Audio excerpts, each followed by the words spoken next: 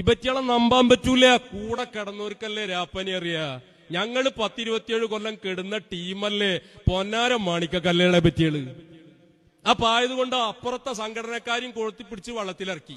രണ്ടു കൂട്ടരും കൂടിയാണ് തീരുമാനിച്ച് മറ്റവൻ കണ്ട് കൊടുക്കുക പിന്തുണ. എന്താ ഇപ്പൊ ഉണ്ടായത്? റിസൾട്ട് വന്ന് നോക്കുമ്പോ ഇനി വരും. അത് ഞങ്ങൾ ആദ്യം പറഞ്ഞിരുന്നു, ഞങ്ങളുടെ ഉസ്താദിന്റെ അടുത്ത് വന്നപ്പോൾ ഞങ്ങൾ ആശീർവദിച്ചിരുന്നു, ദുആ ചെയ്ത് വിട്ടിരുന്നു, അപ്പോഴേ ഞങ്ങൾക്ക് ഉറപ്പാണ് ജയിക്കും.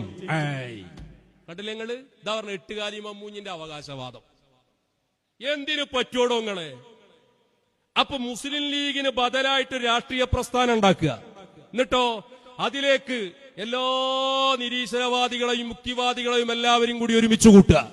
എന്നിട്ട് വെട്ടിപ്പും തട്ടിപ്പും സുഖവാസ കേന്ദ്രമൊക്കെ നടത്താനുള്ള ഒരു സ്വൈരവിഹാരത്തിനുള്ള സംവിധാനം, അതിനുള്ള ഒരു പ്ലാറ്റ്ഫോം ഇവിടെ ഒരുക്കുക. അതിനുള്ള തയ്യാറെടുപ്പിന് വേണ്ടി സാക്ഷാൽ ഇന്റർനാഷണൽ ബിസിനസ്മാൻ കിണഞ്ഞു ശ്രമിച്ചു. ഇപ്പൊ എന്തുണ്ടായത്? അവസാനം എന്തുണ്ടായത്? അവിടെ നമ്മളെ നിലപാടെന്താ? അതാണ് ശംസുൽ ഉലമയിൽ നമുക്ക് മാതൃകയുണ്ട്. ഇവിടെ സുന്നത്തി ജമാഅത്ത് എന്നും പറഞ്ഞിട്ട് രാഷ്ട്രീയ പാർട്ടി ഉണ്ടാക്കാമായിരുന്നെങ്കിൽ അത് ആർക്കുണ്ടാക്കാമായിരുന്നു? ബഹുമാനപ്പെട്ട ശംസുൽ ഉലമ ഇ കെ ഉസ്താദ് അവർക്ക് ഉണ്ടാക്കാമായിരുന്നു. പക്ഷേ മഹാനരായ ശംസുൽ ഉലമ അവിടെ സ്വീകരിച്ച നിലപാടെന്താ? ആദർശരംഗത്ത് കറകളഞ്ഞ അഹ്ലുസുന്ന വൽ ജമാഅ, അതാണ് ഹഖായ ദീൻ. അതിൽ ഉറച്ചു നിൽക്കുക. സുന്നികൾക്കൊരു രാഷ്ട്രീയ പ്ലാറ്റ്ഫോം വേണോ? അതിന് നമുക്കിവിടെ കേരളീയ ഇസ്ലാമിക സമൂഹത്തിന് പൊതുവായി ദിശാബോധം നിർണയിക്കുന്ന ഒരു നേതൃത്വം കേരളത്തിന് പാരമ്പര്യമുണ്ട്. അത് മഹാന്മാരായ പാണക്കാട് കൊടപ്പനക്കൽ തറവാട്ടിലെ സാദാത്തുക്കളാണ്. രാഷ്ട്രീയപരമായി അവര് സ്വീകരിക്കുന്ന നിലപാടിനോട് ചേർന്ന് നിൽക്കുക. ഇതാണ് മഹാനരായ ശംസുൽ ഉലമ സ്വീകരിച്ച നിലപാട്.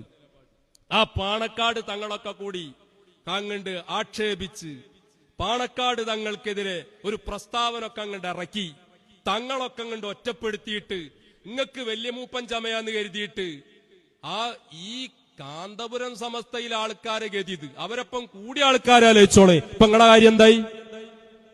അപ്പൊ ഈ വേണ്ടാത്ത പണിക്ക് നിൽക്കാതിരിക്കുക. അവിടെ പാണക്കാട് സാദാത്തുക്കൾ ഒരു തീരുമാനം പറയുമ്പോ രാഷ്ട്രീയപരമായി ഇവിടെ നമുക്ക് സ്വീകരിക്കാൻ പറ്റിയ വഴി അതാണെന്ന് മഹാനരായ ശംസുൽ ഉലമ ഇ കെ ഉസ്താദ് അവർ നമുക്ക് പഠിപ്പിച്ചു തന്നിട്ടുണ്ട്. അതാണ് നമുക്ക് അഭികാമ്യം. ആ വഴിയാണ് നമുക്ക് നല്ലത്. അതുകൊണ്ട് വീണ്ടും ഓർമ്മപ്പെടുത്തും.